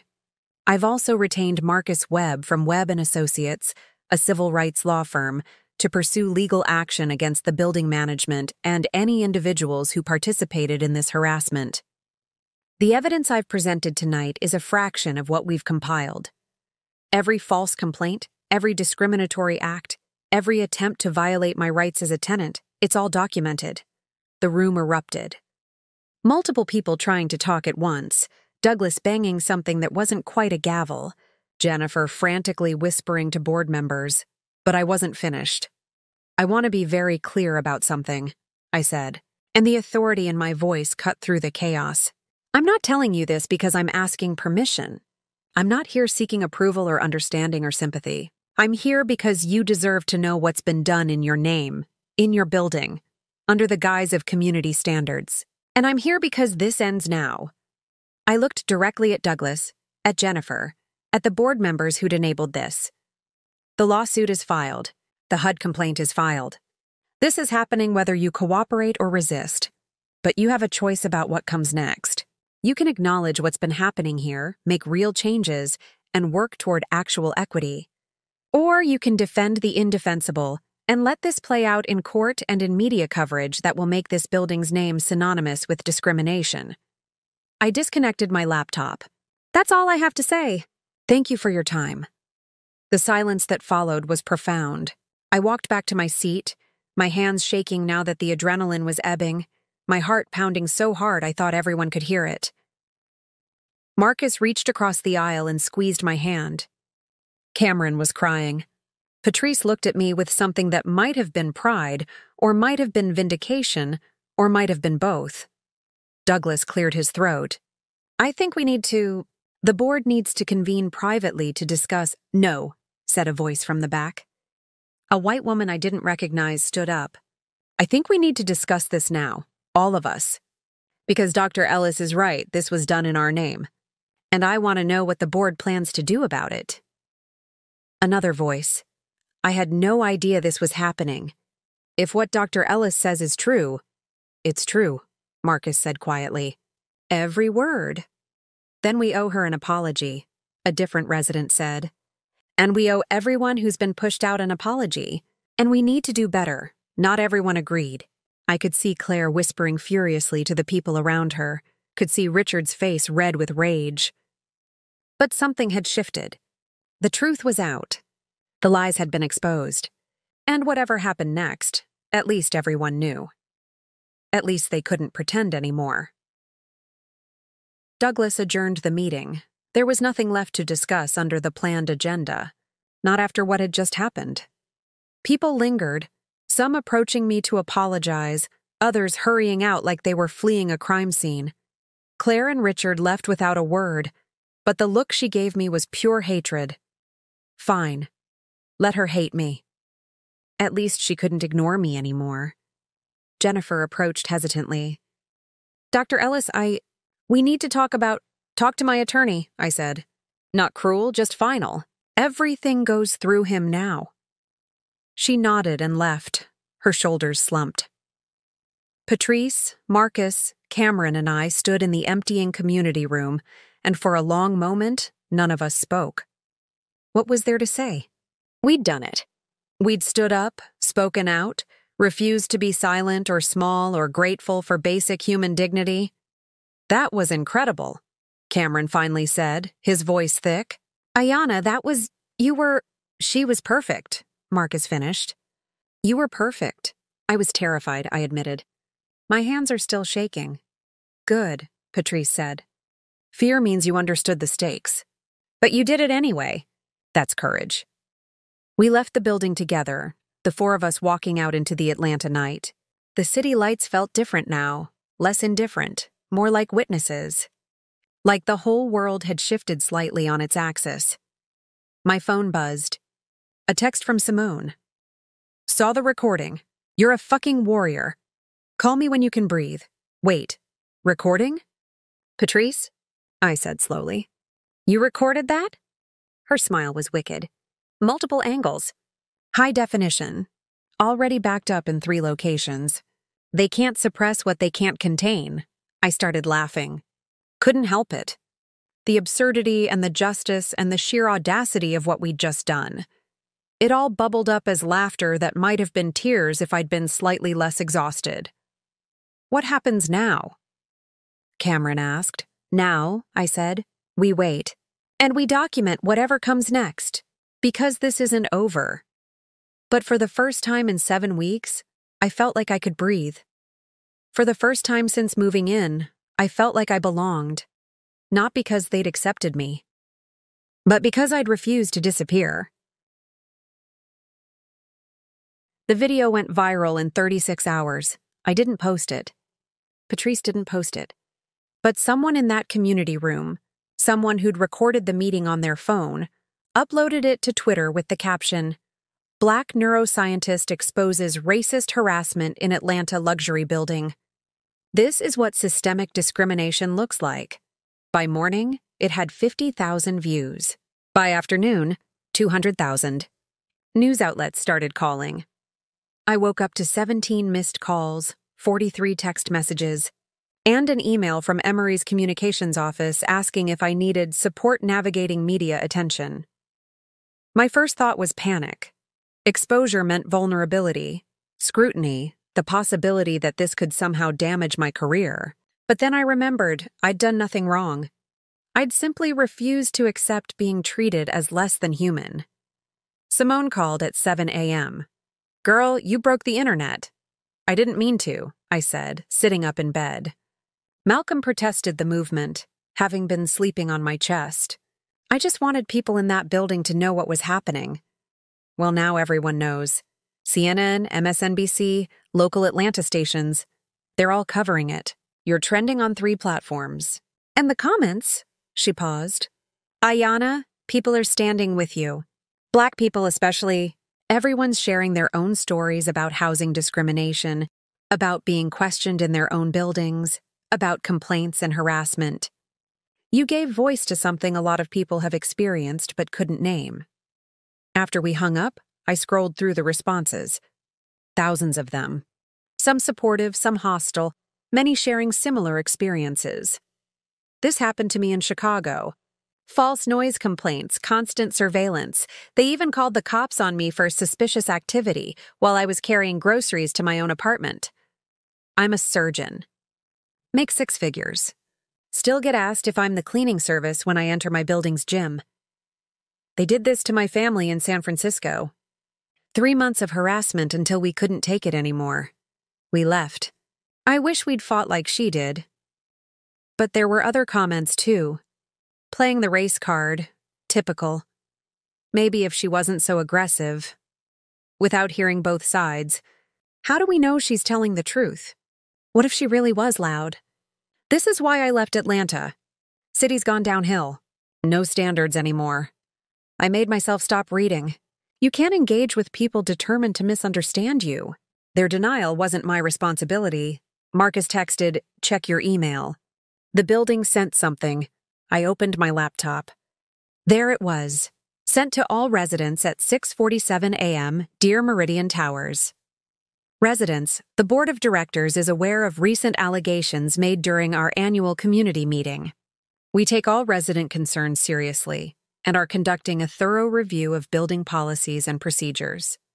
We are committed to ensuring the Meridian Towers remains a welcoming community for all residents.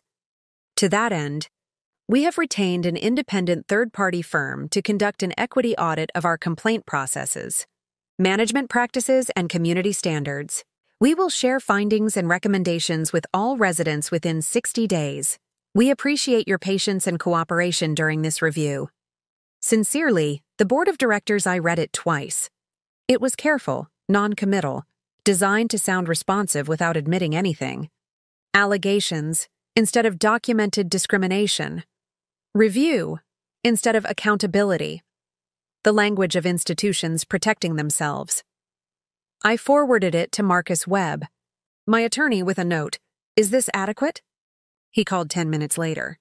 "It's a start, but it's not enough. They're trying to manage the PR crisis without acknowledging culpability. We need to push harder. What do you recommend?"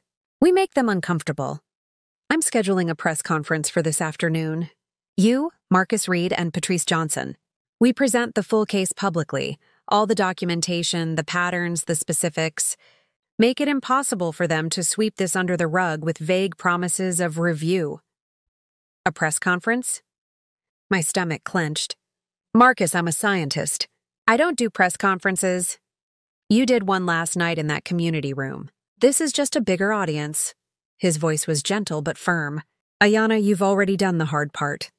You told the truth. Now we amplify it until they have no choice but to respond with real action." The press conference was held at Marcus Webb's law office downtown. They'd set up a podium with microphones, arranged chairs for journalists, and created a backdrop with the law firm's logo. Professional, official. This wasn't just my story anymore. It was a case. I wore the same navy suit from the night before. Armor again? Patrice wore a striking royal blue dress and her signature statement necklace. Marcus Reed was in all black, Cameron beside him in a chef's coat, a subtle reminder of his profession, his legitimacy, his right to exist without justification. At least 15 journalists showed up.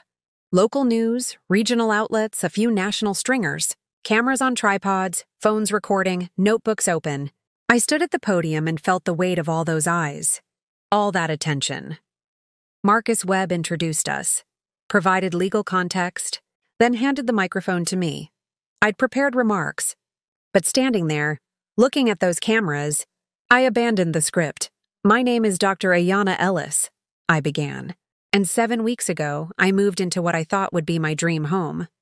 Instead, I found myself fighting daily to justify my existence, to prove I belonged, to document that I wasn't the problem, the building's racism was. I walked them through it all. The false complaints, the hostile interrogations, the attempted inspections. I showed them the data Patrice had compiled, the patterns that couldn't be explained by anything except intentional discrimination." Marcus Reed and Patrice spoke too, sharing their own experiences, making clear this wasn't isolated. It was systemic. The questions from journalists were sharp. "What do you want from the building management?" "Accountability," I said. "Acknowledgement of what happened. Policy changes with teeth, and consequences for the people who filed false complaints knowing they were lies." "Are you still living in the building?" "Absolutely. I'm not leaving my home because other people are uncomfortable with my success. Mrs. Whitmore has released a statement saying you're mischaracterizing neighborly concerns as racism. How do you respond?" I smiled, though it wasn't warm. "I respond with documentation, timestamps, video footage, statistical analysis. I'm a scientist. I deal in evidence, not perception. And the evidence is overwhelming. What message do you have for other Black people facing similar situations?" I paused, feeling the weight of that question. "Document everything. Trust your instincts. When people show you who they are, believe them. And know that you're not crazy, you're not imagining it, and you're not alone. The gaslighting is real, but so is your right to occupy space without apology. That clip, that answer, became the most shared portion of the press conference. Document Everything started trending. Black people across the country began sharing their own experiences with housing discrimination, workplace microaggressions, the constant low-grade harassment that comes with existing while Black in spaces designed for whiteness. The building's response was swift. By 8 p.m. that evening, another email. Dr. Ellis, the board would like to meet with you and your attorney at your earliest convenience to discuss resolution of these matters. We are committed to addressing your concerns and finding a path forward that ensures all residents feel safe and welcome. Please contact us to schedule a meeting. Douglas Pemberton. Board President Marcus Webb's response was even swifter. Mr. Pemberton, Dr. Ellis appreciates your willingness to meet. However, given the severity and duration of the harassment she's experienced, any discussions must include full acknowledgement of discriminatory practices. 2, concrete policy changes with enforcement mechanisms. 3, financial compensation for damages and emotional distress. 4, written apologies to all affected residents. 5, resignation or removal of board members who participated in or enabled discrimination. We are prepared to continue pursuing legal remedies and HUD complaints if these baseline requirements are not met. Please respond within 48 hours. Marcus Webb. Hesse, you think they'll go for it? I asked Marcus on the phone that night. They're scared. The video has millions of views. News coverage is uniformly sympathetic to you. Their property values are at risk if this building becomes known as that racist place. They'll negotiate. I don't want money, I said. I mean, compensation is fine, but what I really want is change. Real change, I know. And that's what we'll push for. But Ayana? Take the money too. You've earned it. Emotional distress, hostile housing environment, violation of your right to quiet enjoyment of your home, that's all compensable. Don't let them off cheap. Over the next 3 days, things moved quickly. The building hired a crisis management firm. Claire and Richard Whitmore put their apartment on the market, listed it at 4 p.m. on a Wednesday, and had an offer by Friday morning. Jennifer Martinez resigned, citing personal reasons. The board announced an emergency election to fill vacant positions. But more importantly, people were changing. White residents I'd never spoken to stopped me in the lobby to apologize. I had no idea, they'd say. If I'd known. I wanted to ask why they hadn't noticed, why it took a viral video for them to see what was happening right in front of them. But I just nodded and accepted their belated awareness. Some relationships formed. A white woman on the 8th floor, a social worker named Rachel, reached out via email. I'd like to learn more about being a better ally. Would you be willing to talk? Or if that's too much emotional labor, could you recommend resources? I appreciated that she named the labor, recognized what she was asking. We met for coffee. She listened. Didn't center herself or her guilt. Just listened and committed to speaking up when she witnessed discrimination. Marcus Reed's husband. Cameron started a resident cooking class, Community Through Cuisine, teaching Caribbean and soul food cooking to anyone interested. It was his way of reclaiming space, of making culture visible and valuable instead of offensive. The first class had 12 people. By the third class, there was a waiting list. Patrice ran for board president in the emergency election. She won with 61% of the vote, not universal support, but a clear mandate. Her first act was implementing the policy changes Marcus Webb had demanded: mandatory bias training for all board members, transparent complaint procedures with verification requirements, third-party mediation for conflicts, and quarterly equity reports tracking complaint patterns by demographic. HUD's investigation was ongoing, but our attorney received preliminary findings, probable cause to believe discrimination had occurred. That meant federal protections, potential fines for the building, and leverage for our lawsuit. The building's attorneys reached out to settle. They offered financial compensation, a written apology, and agreement to all policy changes. Marcus Webb negotiated hard, got them up to a six-figure settlement split between me, Marcus Reed, Patrice, and the other former residents who'd been pushed out. Not life-changing money, but enough to acknowledge real harm had been done. "Do we take it?" I asked Patrice and Marcus during a meeting at my apartment, now a familiar war room. "Depends what you want," Patrice said. "We can take the settlement, implement the changes, and move forward. Or we can refuse and take this to trial, get a judgment, make a bigger public example." "What do you think?" I asked. "I think we won," she said simply. "Not perfectly, not completely, but substantially. They're admitting wrongdoing. They're changing policies. People are gone who needed to be gone.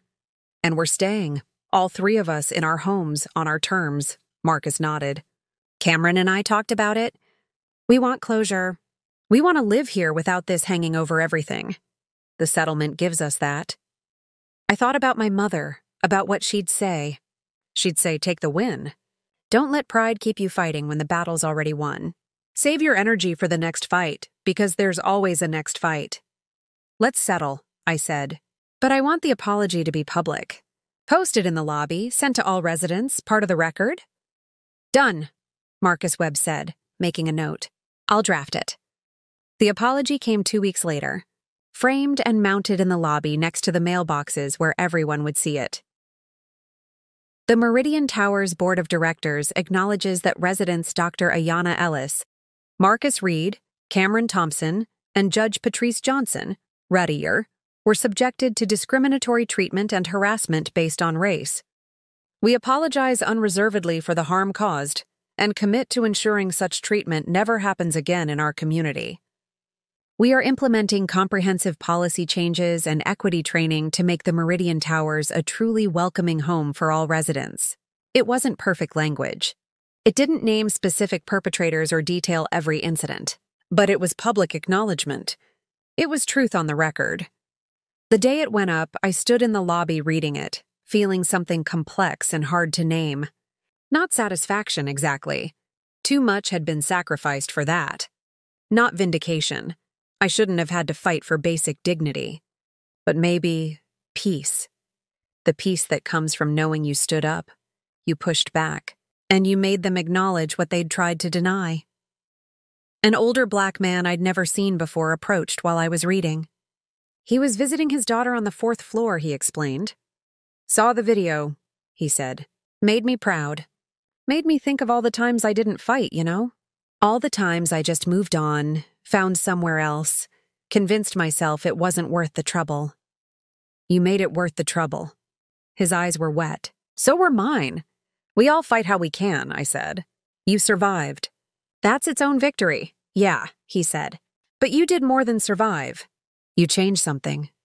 After he left, I rode the elevator up to the penthouse. My home. Bought with my money, earned through my work, defended with my courage. The view from my terrace was the same as always. Atlanta sprawling out in all directions, indifferent and beautiful. But I felt different looking at it. Lighter, freer. My phone buzzed. "Marcus Webb, settlement finalized. Check should arrive in 10 days. Congratulations, Dr. Ellis. You won." I typed back, "We won. Couldn't have done it without you." But I knew the truth. The victory wasn't just in the settlement or the policy changes or the public apology. The victory was in refusing to disappear. In making them see me, acknowledge me, reckon with me. I'd arrived at this building as Dr. Ayana Ellis, accomplished but invisible to people determined not to see me. I was leaving. No, staying, as Dr. Ayana Ellis, undeniable. 6 months later, the building felt different. Or maybe I felt different in it. It's hard to separate the two when you've spent so much energy fighting for the right to exist in a space that the space itself becomes transformed by the battle. Spring had arrived in Atlanta with its usual dramatic flair, dogwoods. Blooming pink and white, the air thick with pollen and possibility, the kind of weather that made you forget winter ever existed. I was on my terrace, coffee in hand, watching the city wake up beneath me. This had become my morning ritual. Coffee, sunrise, a moment of stillness before the day's demands took over. Malcolm sat on the railing, tail twitching as he watched birds he'd never catch. "You know you're an indoor cat, right?" I told him. "Those birds are safe from you," he meowed, offended by the implication that he wasn't a fierce predator. My phone buzzed. A text from Patrice. "Board meeting tonight." "You coming?" I smiled. 6 months ago, I'd never been to a board meeting. Now I attended regularly, not as a member, but as an engaged resident. Patrice had made transparency a cornerstone of her presidency. Minutes were posted publicly, meetings were open unless discussing confidential matters, and resident input was not just welcomed, but actively solicited. "I'll be there," I texted back. "Bringing cookies this time. Fair warning. You're baking or store-bought?" "Store-bought. I'm many things, but a baker isn't one of them. Thank God. Your cookies last time were educational." I laughed out loud. My attempt at homemade snickerdoodles had been a disaster. Too much salt, not enough sugar, the texture of cardboard. But I'd brought them anyway because it felt important to participate in the mundane rituals of community building. Even bad cookies were a form of showing up. The building had changed in visible ways. The lobby now featured artwork from local Black artists, Patrice's initiative, funded by redirecting money that had been earmarked for decorative improvements that would have meant more generic corporate art. The community room hosted monthly cultural events, African dance classes, a book club focused on Black authors, Cameron's cooking classes that had become so popular they'd expanded to twice a month. But the deeper changes were harder to quantify. Conversations in elevators were different. Less awkward silence, more genuine greeting. The demographic makeup was shifting too. 3 new Black families had moved in, drawn by word that the Meridian Towers was no longer a hostile environment. One was a couple with a toddler who'd chosen the building specifically because of the news coverage. "We wanted somewhere that had already done the hard work of confronting its racism," the wife told me. Somewhere that wouldn't be perfect, but might be honest. Claire and Richard's old apartment had been purchased by a young Black woman who worked in tech. Brilliant. Wealthy and utterly uninterested in downplaying her success to make anyone comfortable. She'd introduced herself to me in the gym, both of us on treadmills, and we'd bonded over the absurdity of having to be exceptional just to be treated as acceptable. "I make more money than most of the white people in this building," she'd said, not bragging, just stating fact. "But I still get asked if I'm sure I can afford to live here. Like my bank account is somehow less legitimate than theirs." "Document everything," I'd told her, only half joking. "Already am," she'd said with a grin. I learned from the best. Not everyone was happy with the changes. A few longtime residents had moved out, muttering about political correctness and reverse discrimination, as if equity meant oppression for those who'd previously benefited from inequity. Good riddance, honestly. The building was better without people who saw diversity as a threat, but others had surprised me. Rachel, the social worker from the 8th floor, had become a genuine ally. She'd used her professional expertise to help draft the building's new anti-discrimination policies, volunteered to co-facilitate the required bias trainings, and consistently spoke up when she witnessed microaggressions. She'd apologized for not seeing sooner, but then she'd done the work to see better moving forward. "I keep thinking about all the times I saw you in the elevator and didn't say hello," she'd told me once. "All the times I participated in your erasure through silence. I can't undo that, but I can be different now." "That's all any of us can do," I'd said. "Be different now." Marcus and Cameron had flourished. Cameron's restaurant had received a glowing review in Atlanta Magazine and was being considered for a Michelin star. Marcus had been commissioned to design a community center in the West End, a project he was passionate about, architecture that served rather than displaced. They'd hosted a celebration dinner at their apartment, inviting 20 people, and no one complained about the smells. In fact, 3 neighbors asked for the jerk chicken recipe.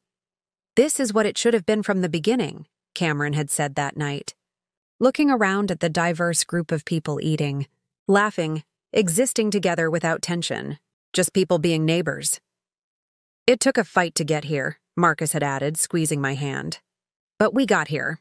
Patrice had become a mentor to me in ways I hadn't expected.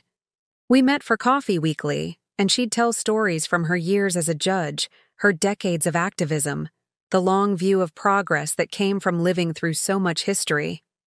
She'd been at Selma. She'd known people who'd known MLK. She'd fought battles I'd only read about in history books. "You remind me of myself at your age," she'd told me once. Brilliant, determined, unwilling to accept less than you deserve. But here's what I've learned. Winning one fight doesn't mean the war is over. There will always be another building, another institution, another space where your presence is challenged. You have to decide how many fights you have in you. "How did you decide?" I'd asked. I didn't. The fights chose me. Just like this one chose you. She'd paused, studying me.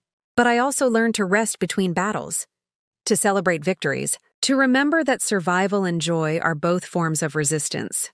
I'd thought about that a lot. About joy as resistance, about the radical act of being happy in spaces that were designed to make you miserable. My career had continued to thrive. If anything, the publicity had raised my profile in positive ways. Speaking invitations increased. A publisher reached out about writing a book, not just about neuroscience, but about the intersection of racism, stress, and neural health. I was considering it. There was something powerful about using my scientific expertise to validate what Black people already knew. That racism wasn't just emotionally harmful, it was physiologically damaging. That the stress of constant vigilance, constant proving, constant fighting literally changed your brain chemistry. Emory had been supportive throughout.